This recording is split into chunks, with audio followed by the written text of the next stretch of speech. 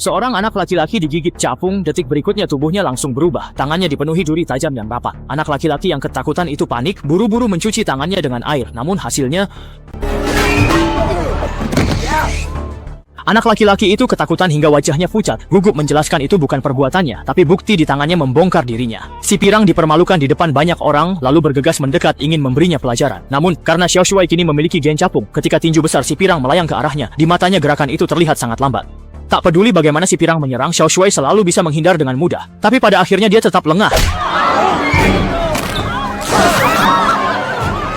Xiao Shuai yang panik buru-buru melarikan diri dari sekolah. Merasa ada yang tidak beres, ia kemudian sampai di sebuah gang buntu dan menemukan bahwa dirinya tidak hanya bisa memanjat dinding seperti Spider-Man, tapi juga mampu melakukan berbagai gerakan sulit dengan mudah. Bahkan menari breakdance di dinding pun ia tidak akan jatuh.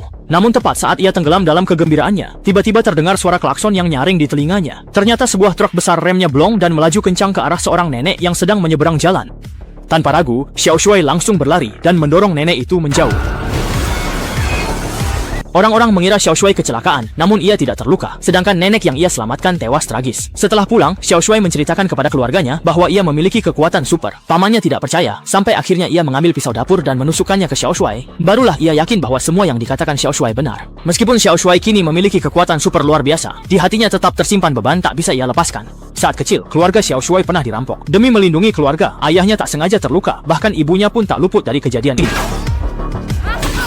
Meskipun pasangan Lao Bai telah mengadopsinya, kenangan masa lalu itu tetap menjadi luka di hatinya. Pada hari itu, orang tua angkat Xiao Shuai membawanya ke bank untuk menabung. Tak disangka, seorang pria tiba-tiba masuk dan melakukan perampokan. Setelah mendapatkan uang, perampok itu bersiap melarikan diri. Namun saat sampai di pintu utama, ia tidak bisa membukanya. Melihat hal itu, Xiao Shuai langsung membukakan pintu untuknya. Awalnya ia mengira dengan begitu bisa membantu semua orang terhindar dari bahaya, namun tak disangka, setelah keluar, pria itu justru melukai ayah angkatnya. Hal ini membuat Xiao Shuai kembali diliputi rasa bersalah. Ayah angkat yang tergeletak di tanah berkata kepadanya, Rick, listen, with great power comes...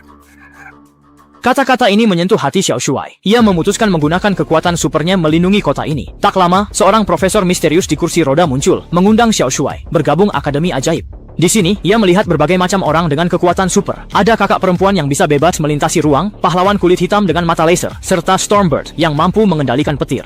Profesor memberitahu Xiao Shuai bahwa untuk menjadi pahlawan super, ia harus memiliki kostum tempur miliknya sendiri agar mudah dikenali. Setelah 5 hari 5 malam modifikasi, sebuah kostum Dragonfly Hero yang keren pun lahir. Sejak itu, setiap kali malam tiba, Xiao Shuai akan berubah menjadi Dragonfly Hero, mencari bahaya di gedung-gedung tertinggi kota, lalu menegakkan keadilan seperti Spider-Man. Dengan begitu, kisah-kisah kepahlawanannya terus-menerus muncul di surat kabar, dan ia dengan cepat menjadi pahlawan di hati masyarakat, bahkan sesekali berfoto bersama para penggemar. Halo, selamat ya @rit_roblox. Agar kami bisa segera mengirimkan hadiahmu, silakan tinggalkan komentar, nomor WhatsApp, atau alamat